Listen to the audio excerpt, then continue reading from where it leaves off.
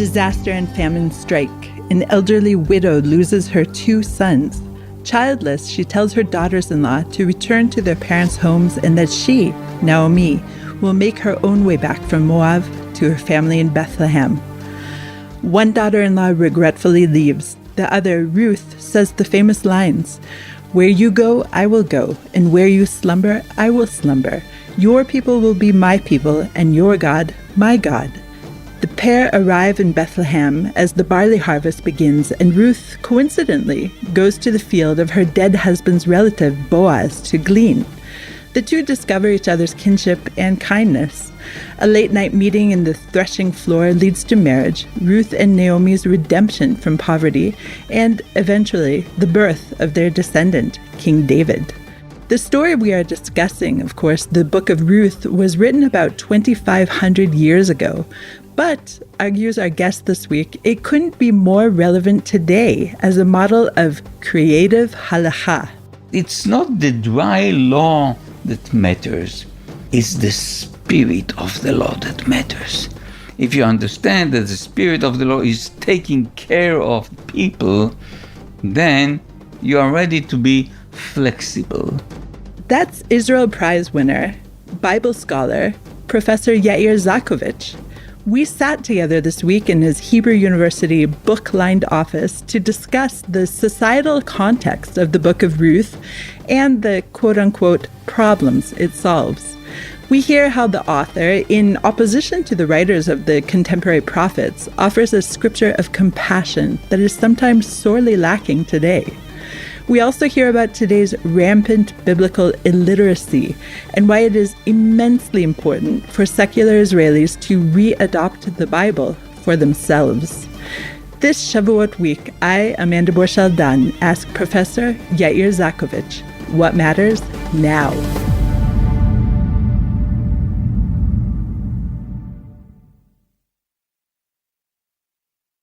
Yair, thank you so much for allowing me to join you in your beautiful office in Har Tzofim, Mount Scopus campus. You're very welcome. Thank you so much. So we're here to talk about the Book of Ruth ahead of Shavuot. And of course, it's read on Shavuot, but I wonder, is it still relevant today? So I ask you, Yair, what matters now? The Book of Ruth is very, very relevant for our times because it's all about intermarriage and about halachic creativity, something which is very necessary nowadays. And maybe rare even. Oh, yeah. So let's dive into the Book of Ruth and talk about its dating. When do you think it was written? Well, the Book of Ruth, it's very important actually to date the Book of Ruth, because only if we find the date, we can understand what was the context, what was the social context, the halachic context of that time. So the Book of Ruth was actually written in the time of the return to Zion, about the 5th century BCE, something like that. And how do I know that it was written that late? First of all, the language. The language is very different from the Hebrew language of the First Temple time. But there are many other reasons. First of all, Ruth is a perfect person.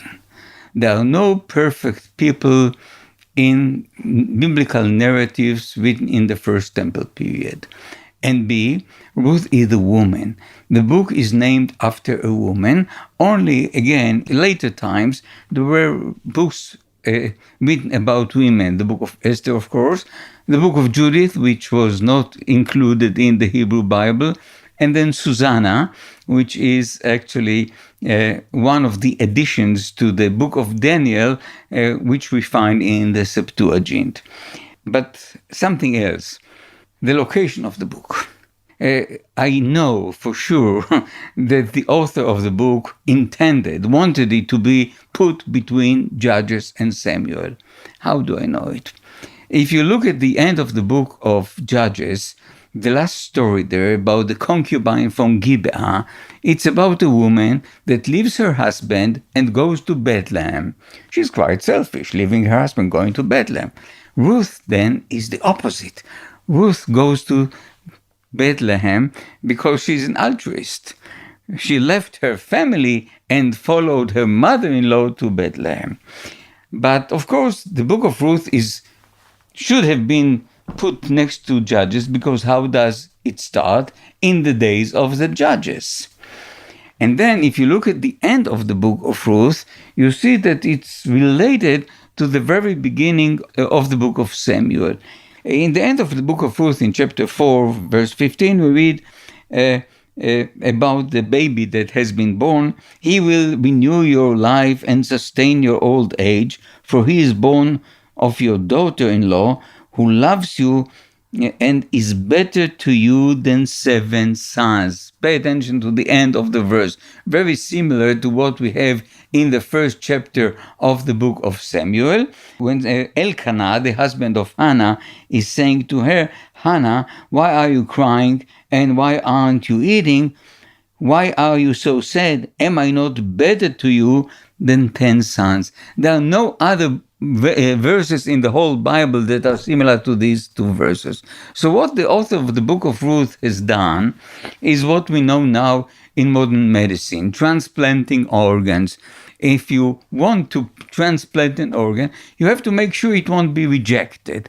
So the author made sure it will be well attached to the end of Judges and to the beginning of Samuel. And of course, if we put it before Samuel, don't forget that the book of Ruth ends with the genealogy of the house of David. And that's a great introduction to the book of Samuel, because in the book of Samuel itself, we don't have a genealogy of David. We know who his father was, but we don't know who his grandfather was, etc. So here we get like a great introduction. So the author wanted it to be put between Judges and Samuel, but it didn't work. Why didn't it work? The process of collecting the books of the Bible, putting them together, was a very slow process. And that part of the Bible, the Torah and what we call now the early prophets, that part was already closed. It was impossible to add anything to that part. So, as if the author came to the publisher with his book and he was told, no, we are not in business anymore. Cross the street, perhaps there is another publisher, a new publisher, Ketuvim, try your luck there. And that's what happens. So many questions, if I may jump in. Yes. Number one, when was the canonization completed for the prophets? Yeah, look, the canonization of the prophet didn't end again before the Second Temple period. For instance, the last prophets in the 12 minor prophets, you have Haggai, Zechariah, Malachi, who are all from the times of the return to Zion. So that's why I said that the book of Ruth could not have been included in the early prophets, because the early prophets was already closed, that part, but the part of the other prophets was still. But in other religious traditions, it is slotted in the spot that the author intended it to be, is it not? Yes, of course, in the Septuagint, and then of course in the Christian Bibles, that's where it is.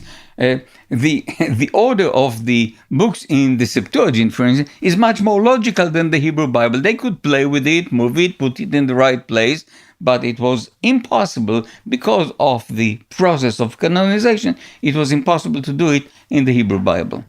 I wonder if you can give us a couple examples of the use of language that you used to date it to the period that you suggested. Yeah, I'll have to use Hebrew here because in the book of Ruth, it's naso isha, nosim isha, you marry a woman. In the early Hebrew language, it's lakoach isha, you take a woman.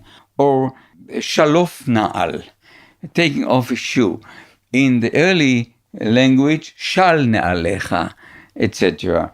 Or, for instance, the root agon, hala'ente agena, that appears, anashim agunot, etc., appears only again in late biblical Hebrew, etc. The anchored woman concept that we have today. Yeah. Okay, very interesting. And in the copies that we find in the Dead Sea Scrolls, do you see any differences in language to what we have in our regular standard Hebrew Bible? It depends.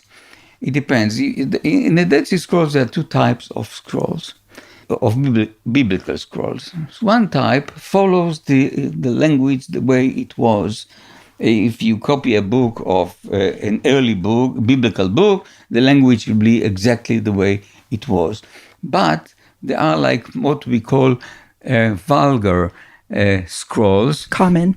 In which the language was changed many times, so people of that time when the scrolls were written would understand the biblical text. So there you see late biblical Hebrew or late language in early books. Really interesting. Okay, fantastic. So we've dated it and we've talked about why it's not placed with the judges. Now, you alluded to this earlier when you talked about Ruth as a perfect person.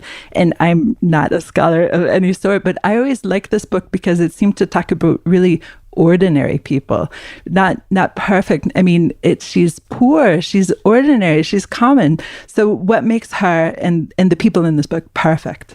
She is perfect.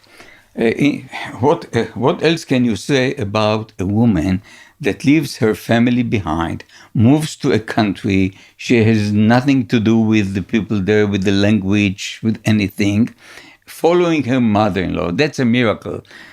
Following one's mother-in-law. I have to say I would follow my mother-in-law. Love her dearly. So you are perfect too. Far from.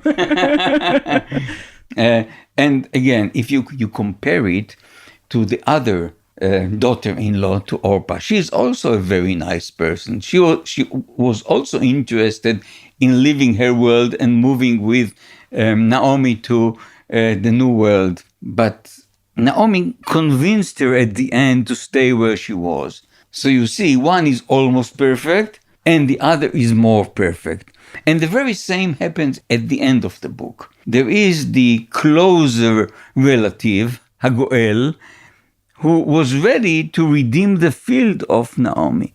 The moment he heard that he has also to get Ruth in the transaction, he refused to do it. He was almost perfect. He was willing to fulfill a mitzvah. But Boaz is more perfect than him. So you see, Ruth and Boaz are actually perfect. And because they're perfect, they can have the King David as their yes, of course, and descendant. That leads, of course, to the birth of King David, etc. And God is very pleased with what has happened. We'll talk about it more, I guess, while we continue the conversation. Okay, so you talked about the idea of redemption, the redemption of the field, and I never quite understood this part because it doesn't seem to 100% jive with what we learn in the Torah. Oh, okay. Now we get to a very interesting point. The Book of Ruth does not follow exactly the halacha of the Torah. Because if we follow the halacha of the Torah, nobody is allowed to marry a Moabite woman. And indeed, that's why it was so important for me to tell you what the date is. Because if we get to the Second Temple period time, the time of Ezra and Nehemiah, we see that Nehemiah is actually, in Nehemiah we find a quotation.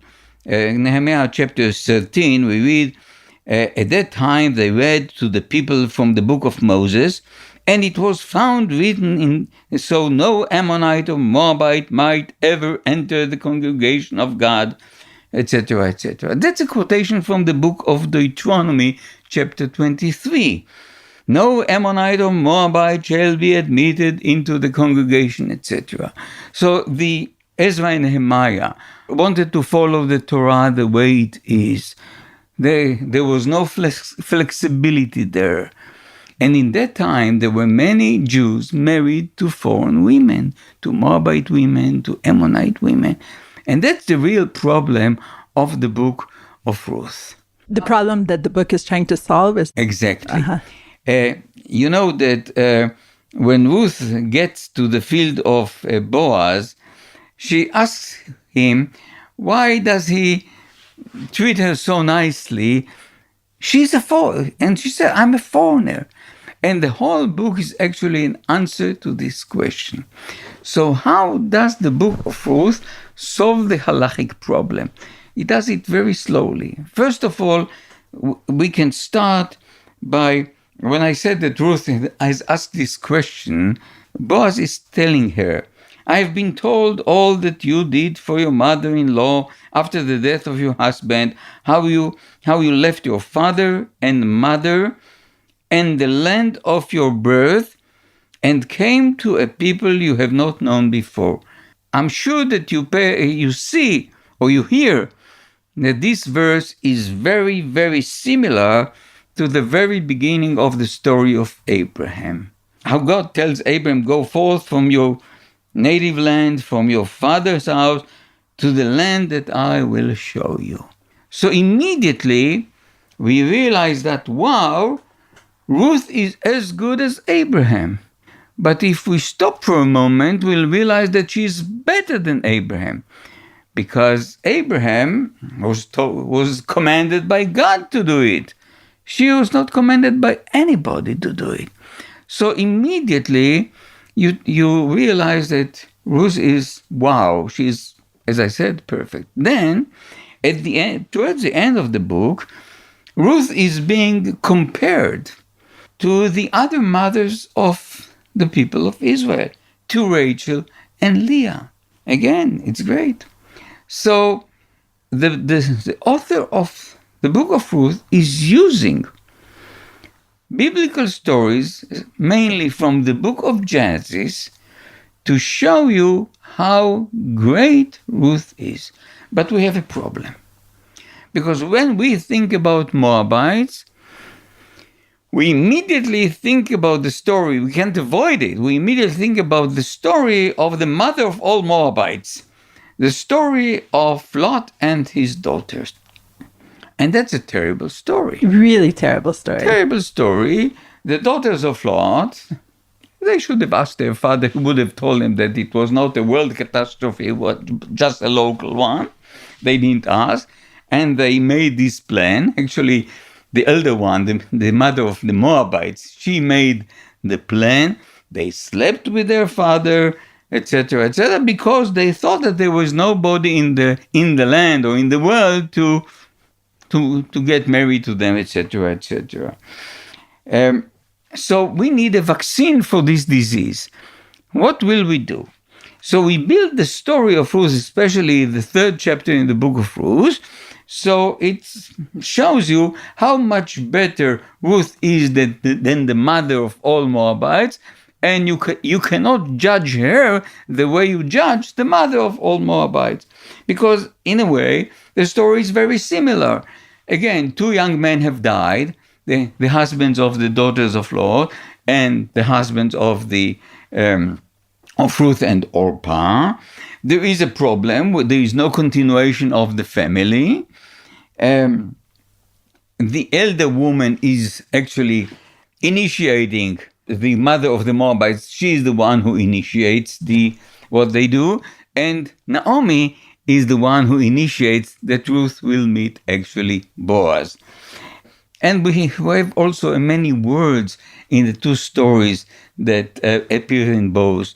For instance, shachov, or to lie, or of course, Lot is drinking and Boaz is drinking before Ruth actually meets him in the threshing floor, etc.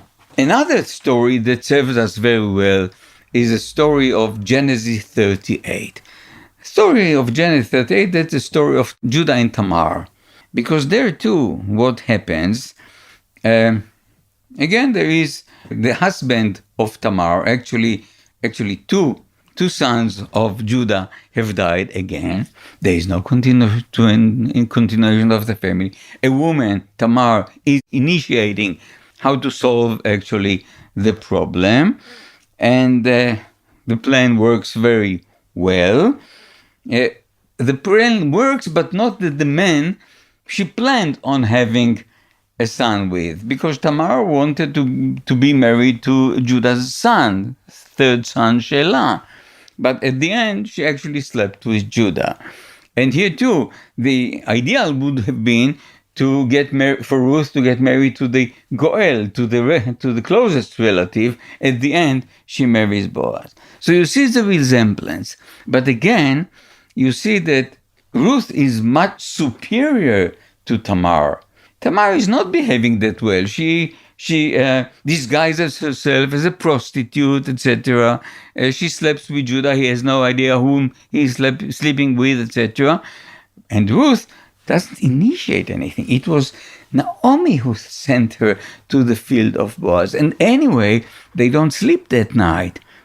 Some people think that that they sleep there tonight. No, he's telling her, no, let's wait for the morning and go to the gate and making everything in order according to the law, and then they get married. And God is very happy at the end with the marriage of these two, as it's written there, Vaiten Adonai la herayon, literally, and God gave her pregnancy.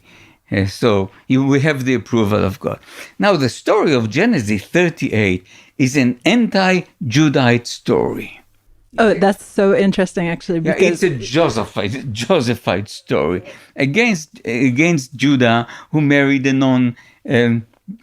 married a Canaanite woman, etc. And then he becomes a widower, and the moment he sees a prostitute, he jumps and does what he does, etc., etc. So if the people of Judah, now, I'm getting back to the Second Temple period, if the people of Judah say, well, we don't like Moabite women, shh, look at yourselves, look at your history, you are not better than the Moabite women. So you see how all these Genesis stories are serving us in order to build the idea that we should not blame Ruth for anything that happened in the past. She is perfect. Now, after seeing all these stories, and we still have a problem, because now we are going to deal with a law, with halacha. How can we change the halacha? And so that's very nice. Look, in the Torah, we have two laws. One in the book of Leviticus, chapter 19. When you reap the harvest of your land, you shall not reap all the way to the edges of your field, or gather the gleanings of your harvest. You shall not pick your vineyard, etc., etc., etc. And we have another law in Deuteronomy 24:19. When you reap the harvest in your field and overlook a sheaf in the field, do not turn back to get it. It shall go to a stranger, etc., etc. What the Book of Ruth is doing is combining these two laws. Boaz, as if Boaz knows these two laws, and combines them in order to take good care of Ruth. What we see here, because Boaz is not only letting her glean in his field, but he's also telling his people, pretend to forget, pretend to leave some sheaves, pretend to, so she won't feel bad that she is actually gleaning it. Protecting her honor, dignity. Exactly. But the fact that he's combining two laws shows you that it's not the dry law that matters. It's the spirit of the law that matters. If you understand that the spirit of the law is taking care of people, then you are ready to be flexible. And then we get, of course, to the main problem, or another main halachic problem. We all know the story of the law of the levirate marriage, Yibum, in Deuteronomy. Ruth doesn't fit into this law. There are no more sons for Naomi. There are no more sons, and already in the first chapter, Naomi is telling her, I don't have other sons for you. So it doesn't work. On the other hand, we do have in the book of Leviticus, chapter 25, if your kinsman is in straits and has to sell part of his holding, the nearest redeemer shall come and redeem what his kinsman has sold. We have a law about redeeming a field, but we don't have a law about redeeming a woman. What the author of Ruth is doing, combining the two. Combining the law of redeeming a woman and the law of levirate marriage, and creating something new. It's a halachic midrash. Again, We want to solve Ruth's problem. The dry law does not allow it. Well, it should remind you of our times, when the halacha is so rigid, so dry, you cannot change anything.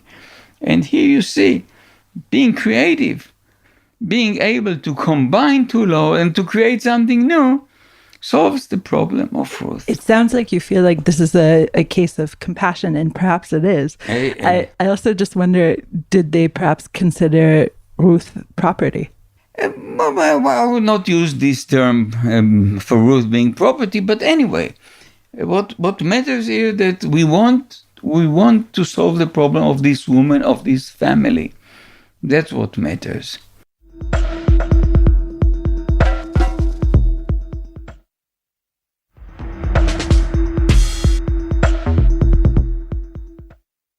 Do you have in your head who this author could have been? What was this person? What world did he come from? He was I won't say that he was something between conservative and reform Jew. Where would he have lived? Or perhaps a very modern Orthodox. Anyway. A rebel Cohen. I don't know. Yeah, exactly. Something like that. A man that, understood that one has to solve the problem of all these Moabite and Ammonite and foreign women. Because when you read Ezra and Nehemiah, they are demanded to divorce these women. These women have families, they have children. So one had to come up with a solution. And now we get to the most difficult part. The most difficult part is, of course, still we have this law in Deuteronomy, no Ammonite or Moabite, etc. What can we do? But the law in Hebrew, lo yavo Ammoni uMoavi bikal Adonai. A male should not. A male. So perhaps this law is not only about male and not about female. So we can actually allow Moabite and Ammonite women to get married to Jews. Fantastic. It's a very dangerous way of interpreting. Because according to this law, you can murder me now. Because I can murder you. You can murder me. Because I'm a female. Because a female. Right. כתוב לא תרצח. Yeah, you can. I get a pass. Exactly. You get a pass and I'll be dead.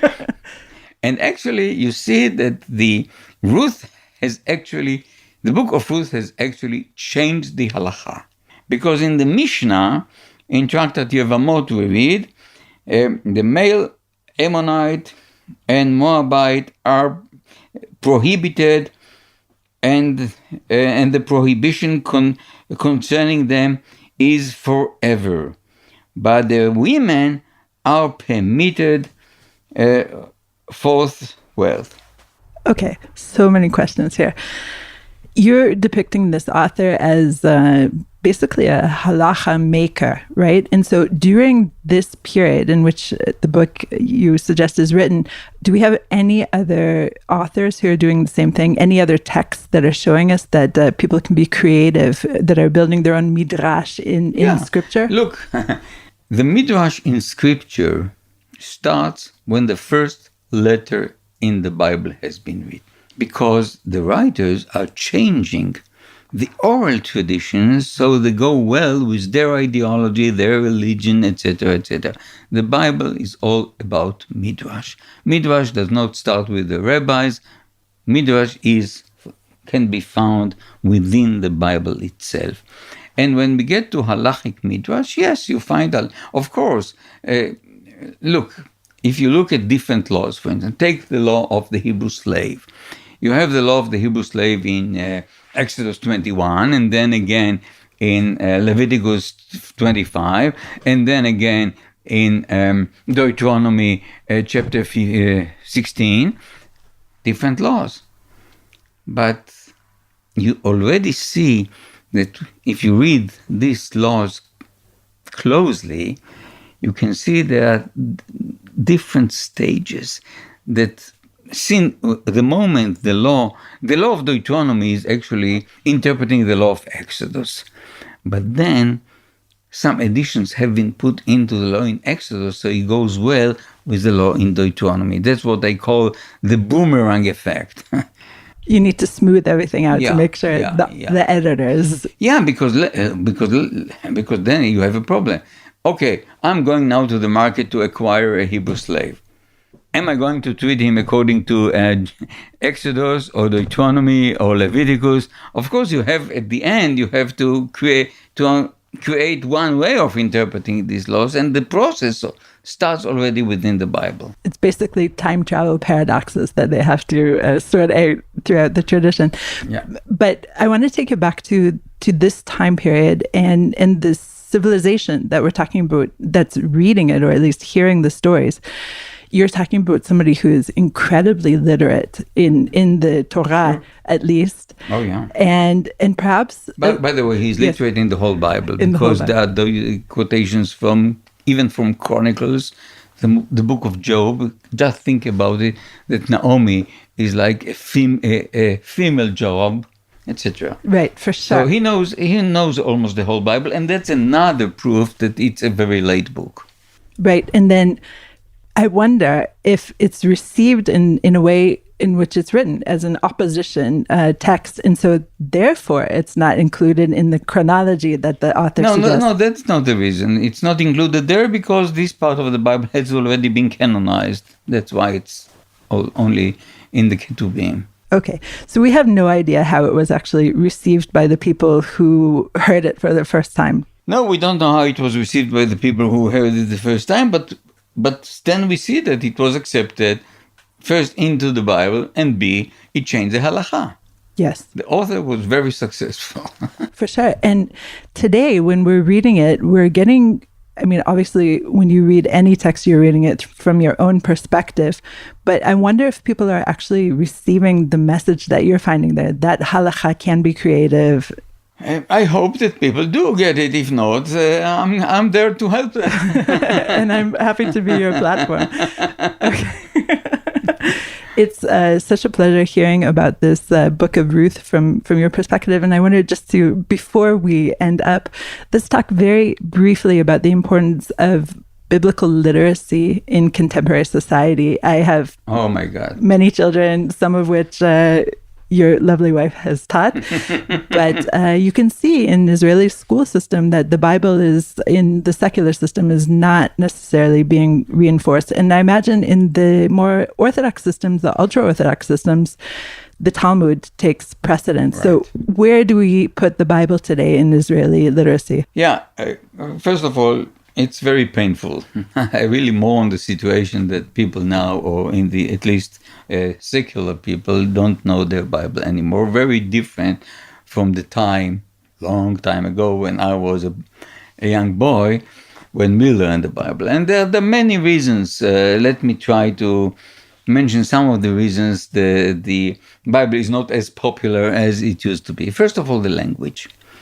The Hebrew language changed a lot. For Israeli kids nowadays, the Bible is written in a foreign language. Biblical Hebrew is very different from modern Hebrew, and modern Hebrew is so very poor, or at least the way it's being spoken nowadays by young people, it's very poor. Would you put it at the level of Shakespeare for a modern English speaker? That different? Yeah. Oh, definitely.